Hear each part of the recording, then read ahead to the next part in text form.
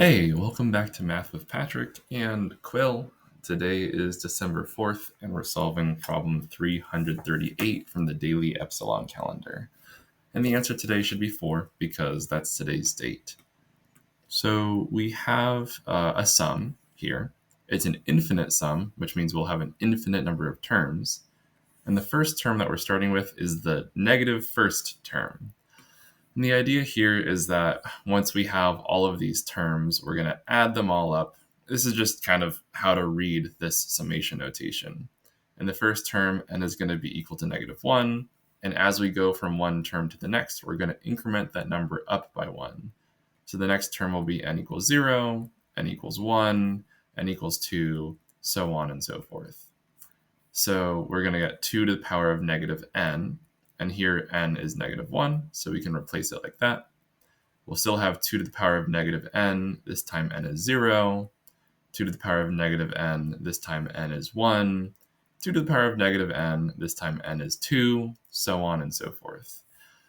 Kind of rewriting these negative exponents, we are going to get 2 to the power of 1 plus 2 to the power of 0 plus 2 to the power of -1 plus 2 to the power of -2, and then the next one would be 2 to the power of -3, and we're just going to keep going on forever until forever. And let's evaluate some of these terms. 2 to the power of 1, that's just 2. And then 2 to the power of 0, that's just 1. Some of my students would say this is 0 because they'd forget. One way to remember is to explore this pattern in the easy direction. 2 squared is 2 times 2, which is 4. And then if we're thinking about going to the right in this pattern, we're dividing by 2 every time to get to the next number. So 1 makes more sense than 0. And this can also help us evaluate some of the kind of trickier negative exponents. We can just kind of trust this divide by 2 pattern. And so from 1, we get 1/2. From 1/2, we get 1/4. From 1/4 dividing by 2, we get 1/8, so on and so forth. And the easy part is right here. 2 plus 1 is just 3. And then for the infinitely many other terms, I just want to show what this sum is going to be by using a picture or a geometric model, say. There are other ways to think through this, but to me, the easiest way to kind of conceptualize what's going on is just by drawing a picture. So let's say we have a box that's 1 by 1, and so the area of this box is just 1. We can represent 1/2 by cutting the box in half and shading in half of the area.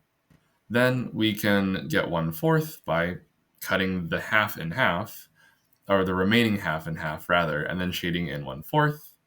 We can then cut in half again and shade in 1/8.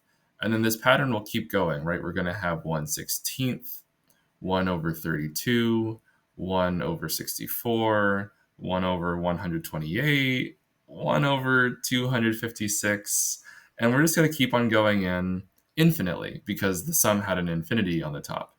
And so we'll just keep on cutting this in half, shading it in, cutting in half, shading in.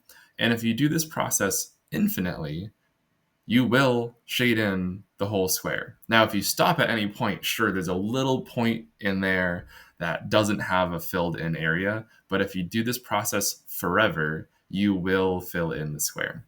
So all of these fractions from 1/2 to forever do sum up to exactly 1. And then 3 plus 1 is 4, and that's today's date. So there are other ways to conceptualize infinite sums, but at least for this one, I figured the easiest way to think about it was with some kind of geometric or area model here. So this is my whole solution. Hope you enjoyed, and I'll see you tomorrow. Bye.